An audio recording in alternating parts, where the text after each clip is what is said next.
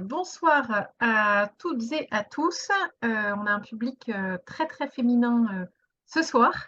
C'est assez normal étant donné le sujet, mais on a quand même des participants qui viennent, qui participent en couple à cet atelier, à ce webinaire. Donc, je suis Delphine Brosseau.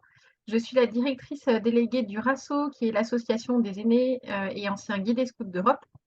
Et j'ai la joie de vous proposer ce webinaire ce soir grâce à l'intervention et le témoignage d'Edwige. Bonsoir Edwige. Bonsoir Delphine, bonsoir à toutes et à tous. Alors voilà, on va parler un petit peu d'un sujet important et sensible. Alors surtout en ce 28 juin, je pense qu'on arrive toutes à la fin d'un mois de juin extrêmement chargé.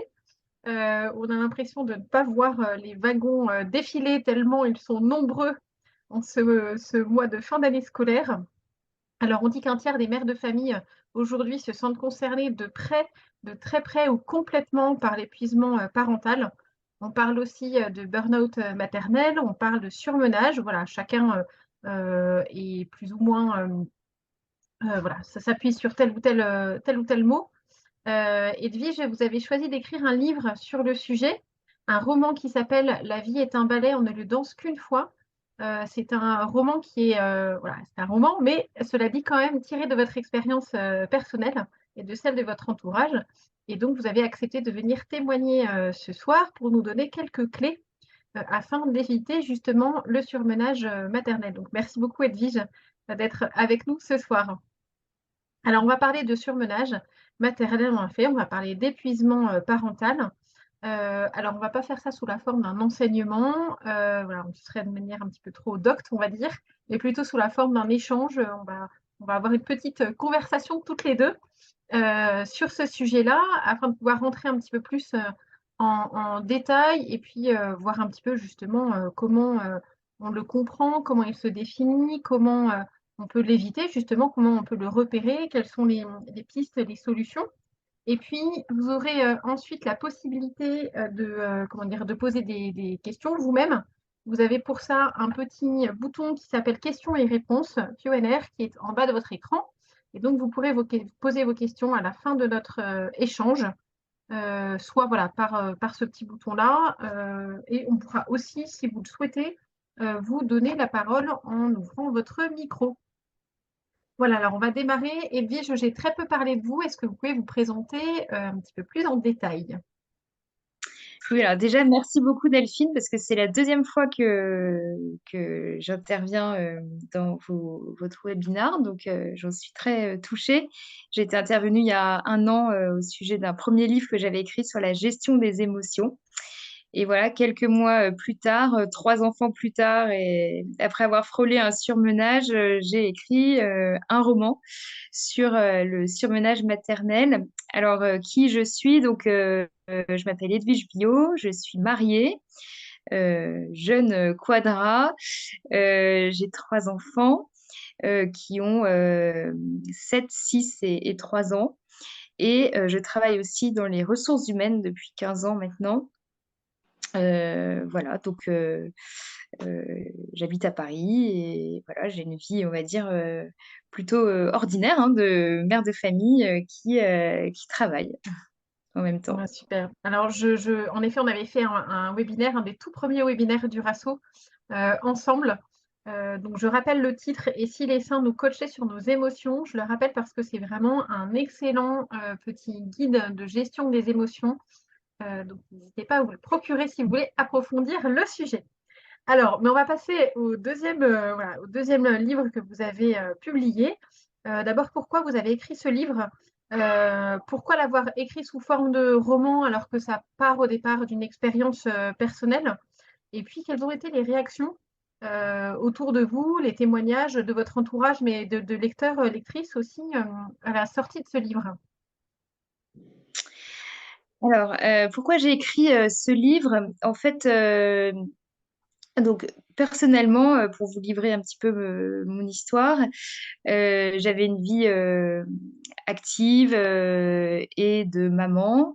Et puis, au fur et à mesure du temps, et surtout après qu'un gros grain de sable se soit glissé dans la machine, j'ai frôlé le surmenage. Je dis bien que je l'ai frôlé parce que, enfin, le burn-out maternel, dont on parlera peut-être un peu plus en détail après, mais je l'ai frôlé et j'ai eu la chance de pouvoir réagir à temps. J'en ai vu beaucoup aussi des burn-out dans le travail.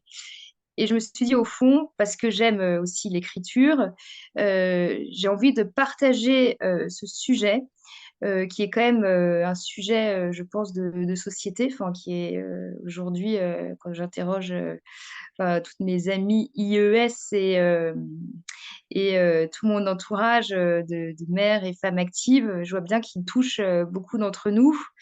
Et du coup, j'ai eu envie de partager ce que j'avais vécu, mais pas seulement moi, ce que beaucoup vivent, pour donner des clés pour pouvoir réagir et surtout un élan d'optimisme parce que derrière ça, il y a des issues possibles, des issues heureuses. Et voilà, je trouve que c'est important d'en parler. Alors, voilà, l'écriture, c'est parce que j'aime écrire. Et j'ai pensé que ça pouvait être un bon moyen voilà, d'introspection aussi, de pouvoir lire tranquillement un roman sur ce sujet. Voilà. Donc j'ai choisi d'écrire. Et pourquoi un roman? Déjà parce que l'exercice me plaisait d'écrire un premier roman. Voilà, c'est, on va dire, par curiosité un peu intellectuelle, d'écrire un roman. Et aussi, et surtout d'ailleurs, par pudeur vis-à-vis de mon mari et mes enfants. Euh, voilà, c'est pas du tout une autobiographie. Alors, il y a beaucoup de scènes qui sont inspirées de ce que j'ai pu vivre, hein, ça s'invente pas de toute façon. Euh, mais j'ai pioché aussi beaucoup de scènes de vie que j'ai pu voir ou entendre autour de moi. Il y a beaucoup de personnages différents. Voilà, un peu un échantillon de toutes les femmes qu'il peut y avoir aujourd'hui autour de moi dans ce cas. Voilà. Voilà pourquoi Et les un roman. réactions alors? Alors, les réactions, bon, déjà, il y a eu les réactions de mon entourage euh, qui ont été un petit peu surpris parce que finalement, quand on fait un surmenage ou quand on le frôle, euh, l'entourage ne s'en rend pas toujours compte. Donc ça, on en parlera plus tard. Et puis, en fait, j'ai beaucoup aussi fait d'interviews, un peu de radio, de webinaires, un peu comme ce soir, voire même des petites conférences pour creuser un peu plus le sujet. Donc, je me suis beaucoup, voilà, donc j'ai eu pas mal d'interventions de ce type et les réactions. Après, j'ai eu des personnes qui individuellement sont venues me voir ou pu témoigner du fait que le livre leur a permis aussi de se sentir rejoints déjà par, voilà, se dire que on n'est pas seul, quoi, à vivre ce genre de choses. Donc, ça sort d'une certaine forme d'isolement. Et puis, ça a donné il y a quelques personnes qui m'ont témoigné qu'elles avaient, ça leur avait aidé un peu à se mettre en mouvement et en réflexion sur leur propre histoire. Voilà, ça peut donner aussi, ça déclenche, je pense, ça a pu déclencher voilà, des pistes de réflexion, des manières de faire, voilà, quelques petites choses à revoir. Voilà. Ok. Mais bon, après, voilà, c'est propre à chacun, hein. J'ai pas le retour à chaque fois des lectures, mais je pense qu'il est plutôt positif. Ça se lit bien, c'est très rapide.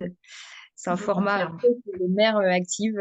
Voilà, c'est en 24 heures, en 2-3 jours, il est lu, quoi. Voilà. Exactement. Alors en fait, on parle beaucoup de burn-out professionnel. Ça, c'est une expression qui est entrée, on va dire, dans la vie courante, entre guillemets, et que concerne plutôt bien aujourd'hui. Le burn-out maternel est moins connu. Comment on pourrait le définir?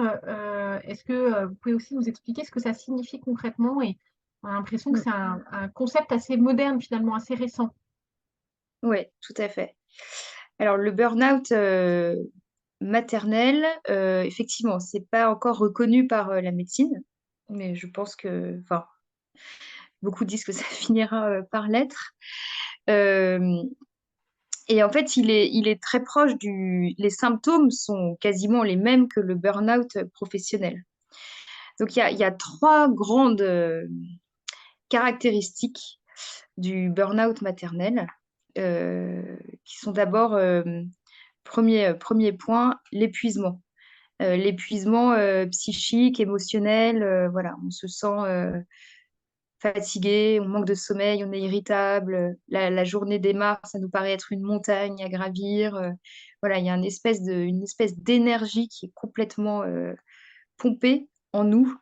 euh, et voilà, qui fait qu'on se sent complètement épuisé. Moi, je me souviens, à titre personnel, que j'avais un peu l'impression que tout euh, restait, enfin, que tout restait un peu au niveau de mon cerveau. Voilà, j'étais plus tellement dans mon corps, quoi. Mm. Voilà, tellement j'étais ah ouais, un peu fatiguée. Et puis une fois qu'on a bien tiré sur cette corde euh, physique, il y a un mécanisme de défense qui se met en place. Euh, et donc là, c'est le deuxième signe, qui est ce qu'on appelle la distanciation affective. C'est-à-dire que en fait, on est tellement épuisé que notre cerveau, je pense, euh, nous met à distance de notre enfant. En fait, il y a un espèce de... On a l'impression d'avoir une... C'est terrible à dire, mais c'est vrai. Comme ouais, moins d'affect pour son enfant. Et donc, on se met à fonctionner un peu comme un robot. Tout est un peu, comme je disais, tout reste un peu au niveau du cerveau, quoi. Ça descend plus dans le cœur, dans le corps. Voilà, on fait les choses machinalement. Euh, parce qu'on est dans cette espèce d'épuisement et de spirale où, de toute façon, il faut que ça avance, il faut que, voilà, faut y aller, on réfléchit plus, en fait. Il y a Mm. une vraie distanciation qui se fait avec l'enfant. Euh, et là, ça peut commencer à être un petit peu dangereux parce que souvent, c'est accompagné de beaucoup de... Enfin, ça peut être accompagné de manque de vigilance, par exemple, euh, ou même des conduites un peu à risque vis-à-vis de ces enfants. Et voilà. Et enfin, le dernier critère, enfin le dernier signe, c'est c'est c'est qu'en fait, on a un réel écart entre la vision qu'on se faisait de la maternité et la réalité. On était dans on avait un espèce d'idéal de la Mm. maternité et la Mm. réalité est tout autre. Et là, il y a un tel écart que du coup, eh ben, on se sent mauvaise mère, mauvais parent. Et effectivement, bah, ça entraîne aussi de la culpabilité. Donc voilà, donc ces trois critères, quand ils sont réunis, donc là, on n'est pas encore dans le burn-out, mais on est vraiment dans, moi, c'est ce que j'ai vécu par exemple dans les signaux rouges. Euh, donc l'épuisement, la distanciation, l'impression d'être une mauvaise mère. Quand ces trois critères sont réunis, déjà, je pense qu'il faut, la petite sirène s'allume. Et le burn-out, c'est vraiment l'étape finale. C'est-à-dire qu'un matin, on peut plus se lever, quoi. Et là, Mm. voilà, c'est comme on est un peu grillé de l'intérieur, burn-out, ça veut dire brûler, quoi. C'est là, c'est vraiment, c'est grave, en fait. Le burn-out, c'est Mm. vraiment l'étape finale qui nécessite d'avoir recours après à la médecine. Voilà. Et en fait, je sais plus qui, enfin, j'avais entendu un médecin qui disait que on pouvait se représenter ça un peu comme une voiture. Une voiture, enfin, elle a besoin de carburant pour avancer. Et quand on met pas de carburant ou le mauvais carburant, vous voyez, quand on est épuisé, qu'on tire sur la corde, qu'on est, voilà, qu'on agit machinalement, et ben la voiture finit par caler, quoi, s'arrêter, voilà, et là, il y a accident. Et donc, du coup, voilà, ça, c'est ce qu'est le burn-out maternel, ses grandes caractéristiques et c'est voilà, les signaux qui permettent de le repérer. Voilà, je ne sais pas si je suis claire, mais Super clair. N'hésitez pas d'ailleurs si vous avez si vous avez des questions, si vous voulez avoir voilà, des petites précisions, vous pouvez commencer Enfin, vous pouvez poser vos questions au fur et à mesure. Si c'est vraiment dans le lot de la conversation, je reprendrai, je saisirai la balle au bon. Et puis sinon, de toute façon, on aura notre temps de questions-réponses. Merci beaucoup, en tous les cas, Edwige, pour cette approche hyper claire. Alors, Alors, pardon. juste un truc, quelque chose à ajouter, euh, c'est que dans le burn-out maternel, tous ces signes qu'on peut repérer s'inscrivent dans la durée, en fait. C'est vraiment durablement que ça s'installe. C'est-à-dire que c'est pas une nuit de sommeil qui va réparer, enfin, qui va nous permettre de nous remettre sur pied. C'est vraiment que ça s'installe vraiment sur des semaines, des mois. Voilà, c'est pas un passage d'une semaine ou deux ou un mois. C'est vraiment, il y a vraiment une notion de durée qui fait qu'au bout d'un moment, le corps tout lâche, quoi. Enfin, voilà. Ok, merci beaucoup. Est-ce qu'on peut faire un parallèle avec la charge de travail, la charge immense qu'avaient les mères de familles nombreuses de 5, 6, 7 enfants de nos générations précédentes et puis de quelques-unes encore aujourd'hui? Ou est-ce que la charge des mamans est différente aujourd'hui? Mm. Ben, je me suis pas mal renseignée sur ce sujet. Alors, il n'y a pas d'études qui disent que, parce que c'est le burn-out maternel où j'avais pas répondu à votre question, mais cette notion, elle est apparue dans les années 70. Il n'y a pas d'études qui démontrent que les femmes, enfin, de la génération du dessus, étaient plus ou moins exposées que nous au burn-out maternel, mais il y a quand même quelques éléments de réponse qui pourraient laisser penser qu'elles l'étaient moins. Euh, déjà, elles avaient plus de temps, souvent. Euh, et l'enfant était beaucoup moins au centre Mm, de l'attention. Et enfin,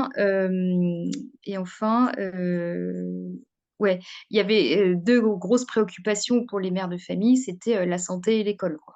ouais.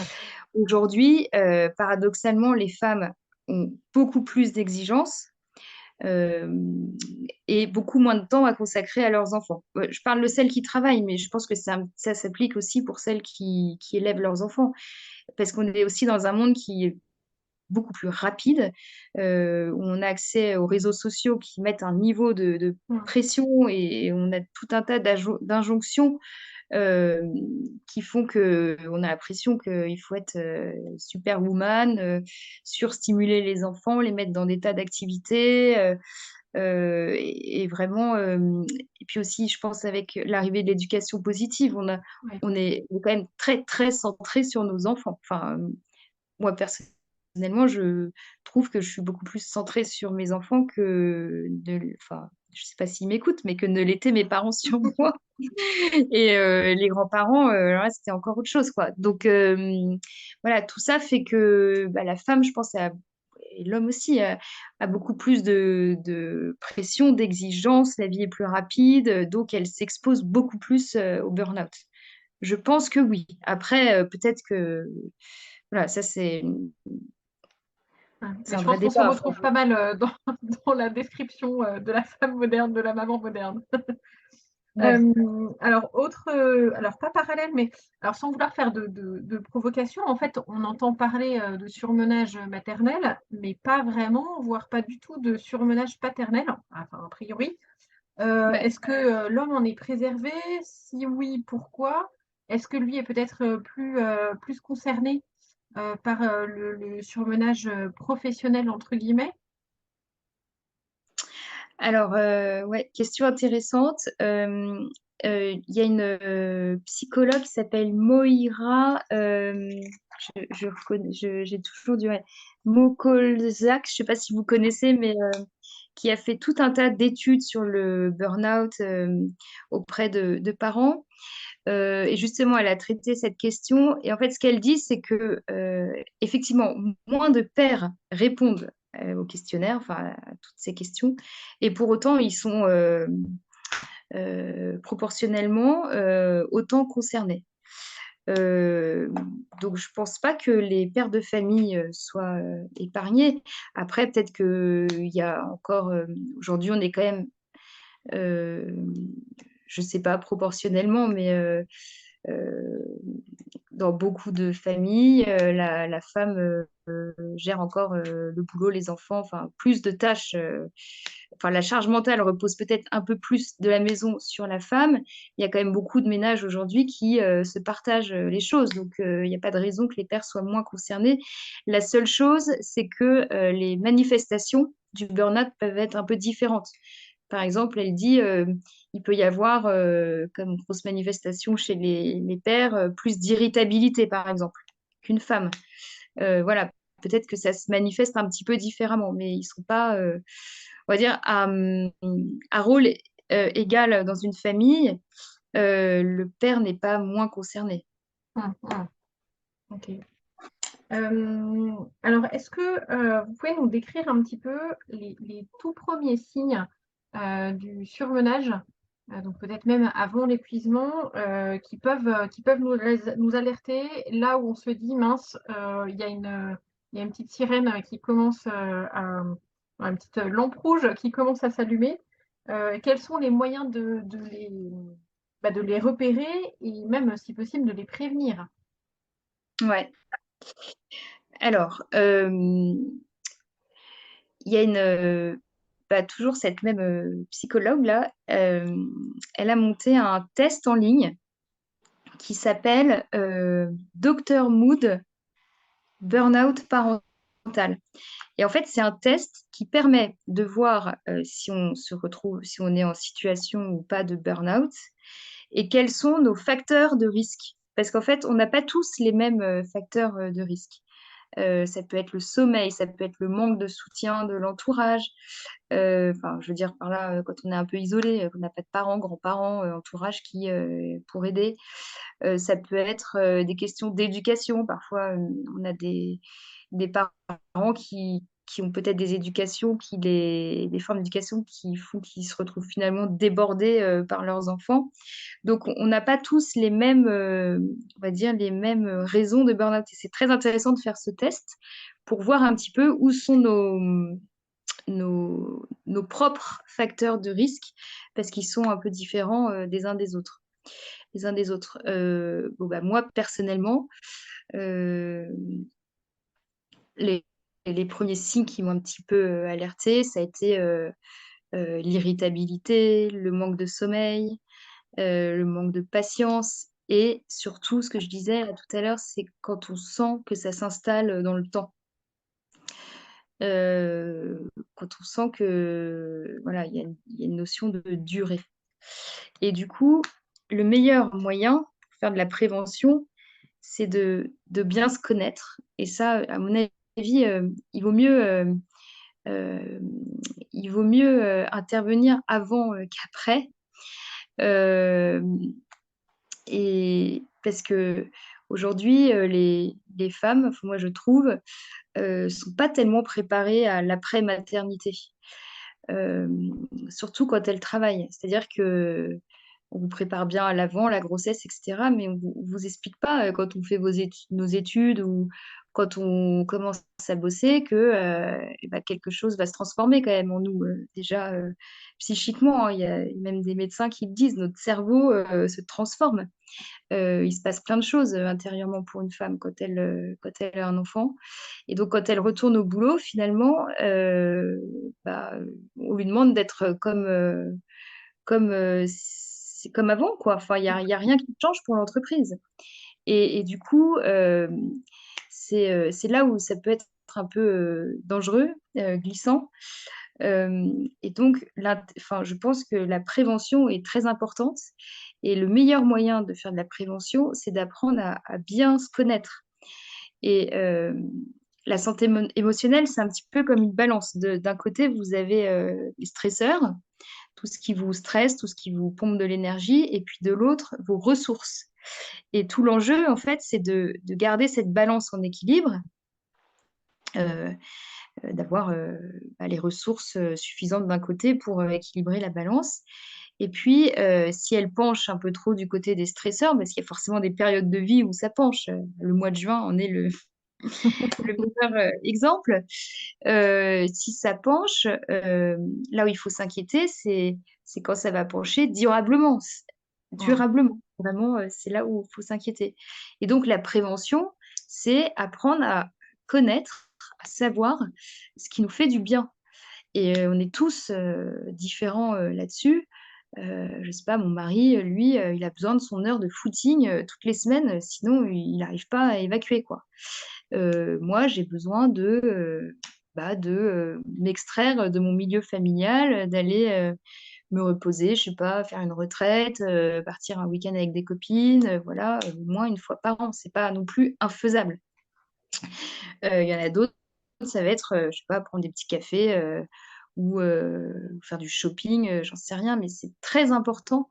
Enfin, je pense que, d'expliquer ça, finalement, avant de se retrouver dans le tunnel, de la vie active des enfants, où on n'arrive plus finalement à lever la tête du guidon parce qu'on est Mmh. pris dans le quotidien.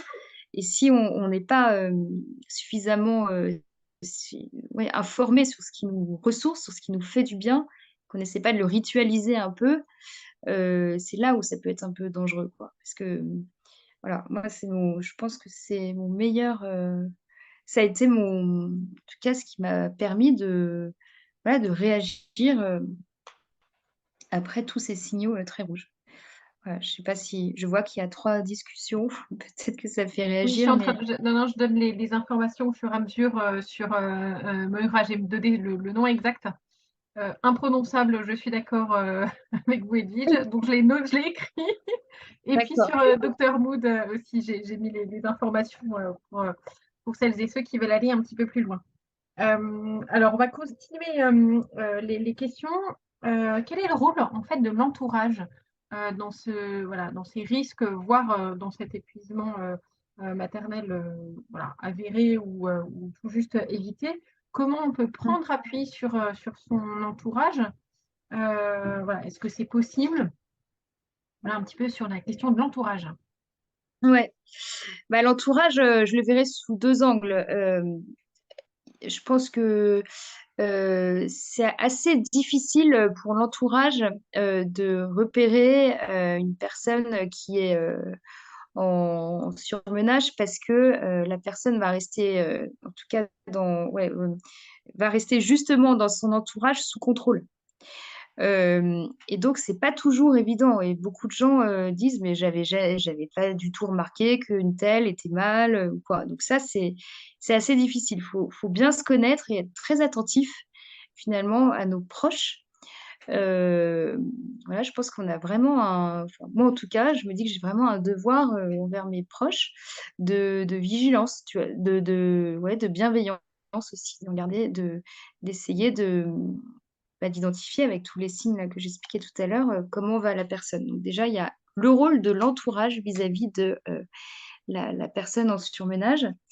Et je pense qu'avant de demander de l'aide à l'entourage, ça demande quand même un petit exercice, d'humilité parce que, hem et un des points, clés à mon avis quand on est en surmenage, c'est de se reconnaître, faillible justement. Se dire, et vraiment faire preuve de douceur envers soi-même. En fait, OK, je suis pas une superwoman, j'arrive pas à tout gérer, je peux pas tout faire toute seule. Je voilà, là, je reconnais que je suis faillible, que ça va pas, et c'est là où on peut, où il faut pas hésiter à demander de l'aide. Mais ça demande quand même, un petit travail d'humilité parce qu'on a toujours l'impression qu'autour de nous, tout roule. Les autres y arrivent, pourquoi pas moi? Voilà, la comparaison, c'est toujours, le poison, quoi. Hem et donc voilà, je pense qu'avant de demander de l'aide, il y a vraiment, un travail d'humilité à faire. Mais effectivement, il faut pas hésiter à demander de l'aide, et à sortir de son isolement. Mmh. Oui, c'est Parce vrai que qu'il y a il y a un sujet d'orgueil versus humilité. Et comment, à votre avis, comment apprendre à demander de l'aide? Comment apprendre à se laisser soutenir, en fait? ouais, bah, c'est pas évident, je pense que quand on rencontre justement, euh, des difficultés, finalement, c'est ça qui nous fait grandir et qui nous rend plus humbles. Donc c'est malheureusement en passant par là qu'on va réussir à demander de l'aide, parce qu'on va se rendre compte on peut pas gérer seul. Mais demander de l'aide, ça commence par demander de l'aide à son mari, hein, ou à sa famille, ou voilà, c'est déjà un pas, quoi. Mais le comment, j'avoue que j'ai pas forcément tout de suite la réponse là. Euh, mais assez naturellement, quand on rencontre une grosse difficulté, je pense qu'on n'a pas d'autre choix que de s'ouvrir et demander de l'aide, justement. Et, j'avais entendu une amie qui a un enfant très malade, qui était gênée de demander de l'aide, mais ils n'avaient pas tellement d'autres choix. Ouais, Et elle avait dit, en fait, je sais, un prêtre lui avait dit, mais demander de l'aide, en fait, ça provoque chez les autres la charité, et c'est ouais, bon. ouais, Et en fait, ça déculpabilise un peu, quoi, parce qu'on a un ouais, petit peu... Voilà. Mais ouais, ça, je pense que le savoir à l'avance, justement, dans cette démarche de prévention, ça permet de se dire, bon, bah voilà, aujourd'hui je vais bien, mais c'est possible que j'arrive un jour dans un tunnel. Bah voilà, voilà ce qu'il ne faut pas hésiter à mettre en place en cas de difficulté. ouais, ouais, ouais, très clair. Est-ce que, quel est le moment en fait où vous pensez que voilà, c'est grave et qu'il faut aller consulter quelqu'un? Dans ces cas-là, quel est le spécialiste, le médecin, le thérapeute qui peut nous accompagner? Comment on peut se faire aider en fait par la médecine, par la science, Ouais. Voilà, c'est sûr que quand on arrive au burn-out que vous décrivez tout à l'heure, là, c'est la médecine qui peut aider. Il faut directement aller chez son médecin. Là, on peut plus.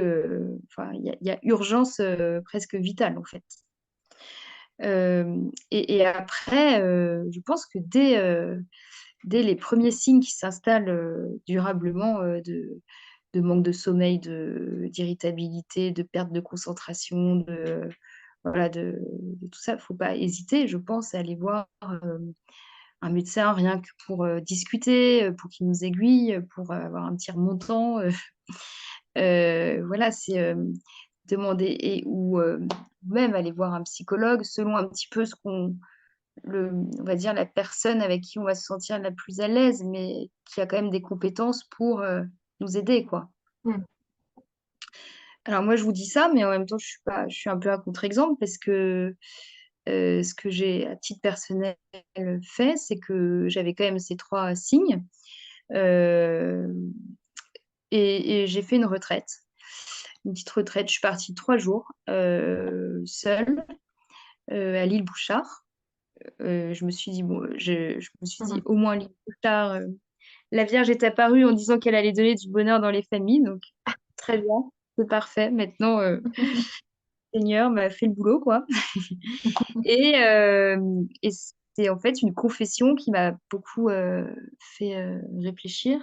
Mais en gros, ça a été pour moi le fait de me reposer, de m'extraire de mon quotidien, de dormir, réfléchir quelques jours et puis de rencontrer quelqu'un avec qui j'ai pu parler longuement. Voilà, ça m'a suffi. Mais si jamais enfin, si derrière, il n'y avait pas eu on va dire, d'effets positifs de ça, il aurait peut-être fallu voir un psychologue Ouais. ou voilà, me faire aider un peu plus, quoi. Mm, mm. Ouais, ok. Qu'est-ce que vous avez retiré de cet épisode difficile? Est-ce que ça a apporté du fruit pour vous, voilà, auquel que vous n'imaginiez pas et voilà, qui est source de grâce aujourd'hui? Et puis voilà, des fruits aussi pour votre entourage peut-être. Ouais. Bah, les fruits, ils ont été très clairs. De toute façon, je pense que, et c'est ça l'optimisme que je veux donner à Mhm. ce sujet, je pense que on est dans ce type de situation, c'est peut-être que quelque chose. Enfin, moi, je l'ai pris comme ça pour moi. Après, je ne veux pas être affirmative ou donner de leçons ou quoi, hein, attention, hein. Mais je l'ai pris comme ça pour moi. Je me suis dit, au fond, rétrospectivement, ça voulait dire que quelque chose n'était pas ajusté dans notre vie. En fait, on avait donc une nounou depuis 6 ans, hyper fidèle, qui était géniale, qui faisait quasiment partie de la famille. Puis du jour au lendemain, elle est partie, bon, pour ses propres raisons. Et en fait, tout s'est écroulé pour moi, parce que du jour au lendemain, il a fallu que donc je travaillais à 1 heure de chez nous, mon mari travaillait beaucoup, que je trouve un peu au jour le jour des nounous, parce que j'avais des enfants qui n'étaient pas scolarisés. Donc ça a été un espèce de casse-tête énorme qui s'est transformé en cauchemar. Et puis déjà, depuis longtemps, j'étais un petit peu usée par les transports, par le stress du boulot, je voyais bien que voilà, je vivais, j'avais la tête dans le guidon, tout était bien organisé, bien cadré dans notre vie, mais finalement, le départ de cette nounou, bah, ça a tout fait chavirer, d'un coup et heu et honnêtement, ça a été, un mal pour un bien parce que ça nous a permis de tout reposer, notre organisation et moi, ça m'a conduit à faire un choix, que j'aurais jamais fait si elle n'était pas partie. C'est-à-dire que, on s'est dit: «Bah, OK, on va un petit peu, bah, baisser nos revenus, on va un petit peu voir les choses autrement» et puis, et j'ai demandé un temps partiel et aujourd'hui, c'est moi qui m'occupe, des enfants et en fait, j'en suis très heureuse et ça a été un choix heureux, derrière. Donc je suis sûre, peut-être parce que je suis croyante et que j'ai la foi, que, si j'ai été secouée, c'était pour, quelque chose de enfin, en tout cas, quelque chose, de bon m'attendait Mmh. derrière. Mmh. Et aujourd'hui, je dis pas que c'est tout rose, attention, il y a des moments, j'en peux enfin, il y a des moments où 3 petits à gérer, un boulot à mi-temps à côté, parce que donc je suis à mi-temps, c'est pas toujours, évident. Voilà, c'est pas la vie n'est pas, parfaite, mais à aucun moment je me dis, «Je suis pas à ma place». Voilà, c'est ça. J'ai trouvé ma juste place aujourd'hui. Et ça, c'est un énorme fruit parce que quand maman va, tout va, quoi. Mmh. Et donc dans l'entourage, bah, je trouve que mes enfants, vont bien, nos enfants vont bien, qu'il y a plus ce stress, intense qu'il y avait tout le temps. Bah, la maison, c'est clair qu'elle est moins bien rangée parce que c'est pas mon talent, mais c'est pas grave. C'est, on vit, pleinement et je sais que je suis à ma place et ça, c'est le fruit, c'est pas évident, hein, parce que quand on est un peu lancé professionnellement, que là, c'est aussi des renoncements et j'avais Mmh. toujours cette évidemment, au moment où j'ai demandé mon temps partiel, on m'a proposé une promotion et donc mon patron était un peu étonné que je refuse, mais voilà, je pense que c'était encore un petit signe qu'on m'envoyait: «Allez, ben». Je me disais vraiment j'espère que c'est le bon choix quoi parce que mais j'en suis très heureuse. Ouais, j'en suis très heureuse et voilà, il faut pas je l'ai fait vraiment par choix. Voilà, j'ai choisi de, voilà, avec toutes ces secousses-là, après j'ai choisi, Mmh. on a choisi d'ailleurs parce que c'est un choix, quand même, collectif, hein, cette, nouvelle vie. Mmh. Quel conseil, aimeriez-vous quel dernier conseil aimeriez-vous nous donner? Bah, juste, oui, alors les conseils, je fais attention avec ce mot parce que moi personnellement, quand j'étais surmenée, les conseils, j'avoue que j'avais envie de tout sauf de conseils, quoi. Alors déjà, si vous avez des personnes dans votre entourage que vous sentez un peu, border ou quoi, je pense que, le meilleur des conseils, c'est, d'être dans l'action finalement, d'aider. Je te prends ton enfant une après-midi, va prendre un café, va te reposer, je sais pas, va faire ton shopping, je te gère, voilà, je t'offre, 3 heures de mon temps pour que tu fasses, ce que tu veux ou un week-end. Voilà, ça c'est, le conseil de l'entourage vis-à-vis d'une personne, qui serait un petit peu, border et et en conseil, ouais, bah, c'est un peu ce que je disais de se reconnaître faillible et puis de bien se connaître avant de bien savoir ce qui nous ressource Mmh. pour pouvoir rééquilibrer la balance quand on sent que ça penche trop. Et puis enfin, euh, je voulais juste vous partager euh, une, euh, une réflexion d'une ancienne journaliste qui aujourd'hui est coach familial. Elle s'appelle Axel Triard, je ne sais pas si vous connaissez, OK. qui s'est posé la question de bah, et Dieu finalement dans le burn-out maternel, quoi.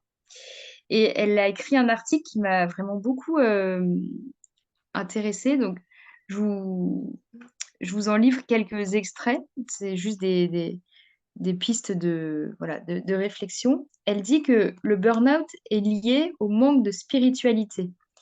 On a voulu combler un manque par la profusion de biens matériels. En 1970, Freudenberger définissait le burn-out féminin comme la maladie de l'âme en deuil de son idéal. Et après, elle dit, la femme fait de la maternité un idéal, elle y investit tout, elle veut atteindre la perfection, elle veut donner sans compter, se croyant souvent toute puissante. C'est un petit peu vrai, quoi, parce Mmh, bon, mmh, mmh. il n'y a pas, non, il n'y a que Dieu qui est à ce niveau. Peut-être que la femme s'est un peu prise pour Dieu. Ça Mmh, rejoint un petit peu le travail d'humilité finalement dont je mmh, parlais tout à l'heure, mmh. c'est-à-dire on n'est pas parfaite, on ne peut pas tout gérer. Et après, elle dit, il faut accepter ses limites. Celle qui veut donner sans compter doit avant tout savoir recevoir. Elle doit accepter d'entrer dans un échange. Celle qui veut se sacrifier à tout prix doit comprendre d'abord que son enfant n'est ni Dieu ni un absolu.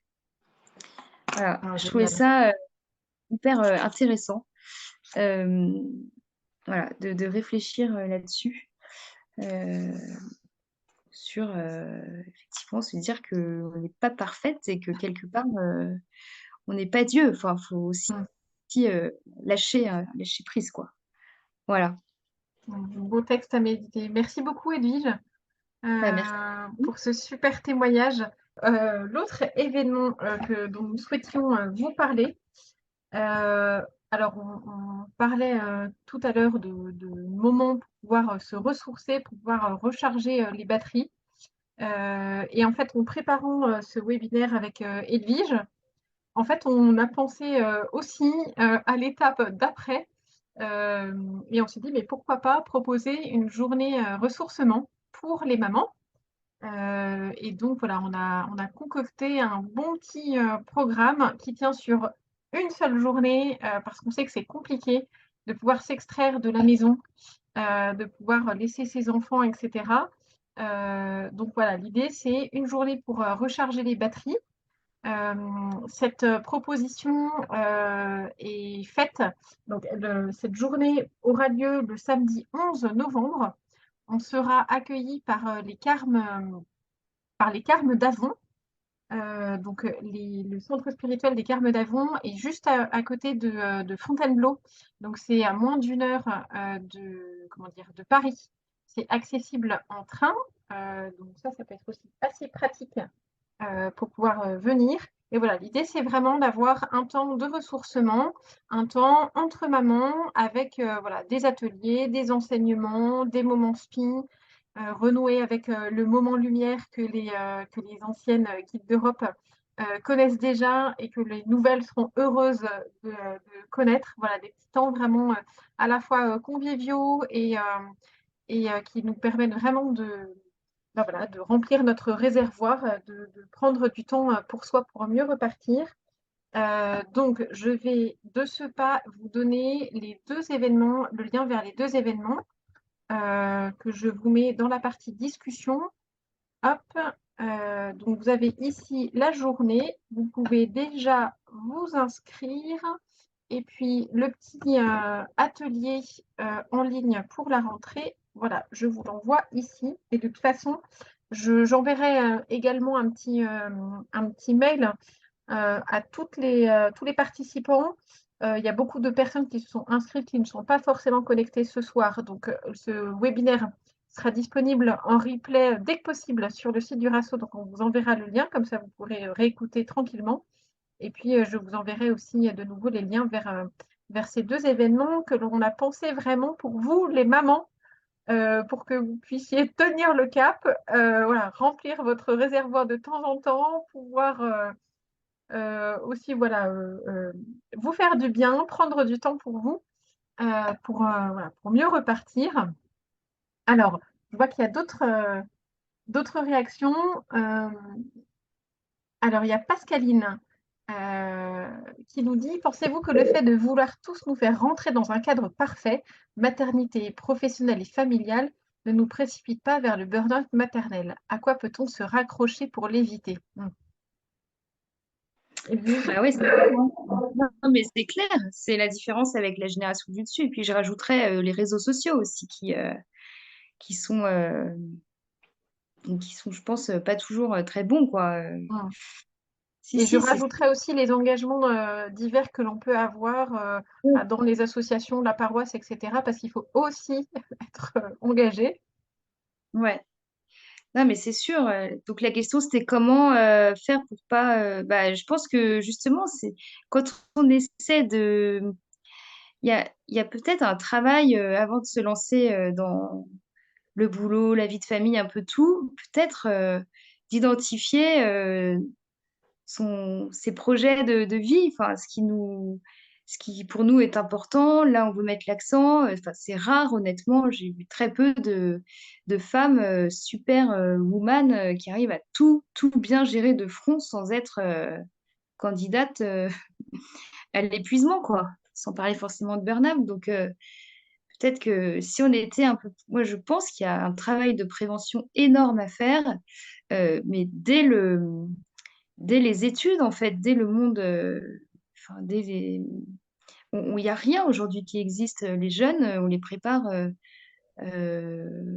des écoles, à des études et cetera, mais on n'explique pas du tout, la possible configuration familiale, qu'ils auront et tous les changements qui s'opéreront, par la suite. Est-ce que ça va impacter, chez eux, quoi, même dans le Mmh. cerveau d'une femme? Enfin, je sais pas, moi, je suis pas la même, avant et après, la maternité et ça, dans une boîte, tout le monde s'en fiche. Alors on affiche que, oui, je sais pas, on fait plein d'actions pour les femmes et cetera, mais ce sujet-là, dans le fond, il n'est pas traité Mmh.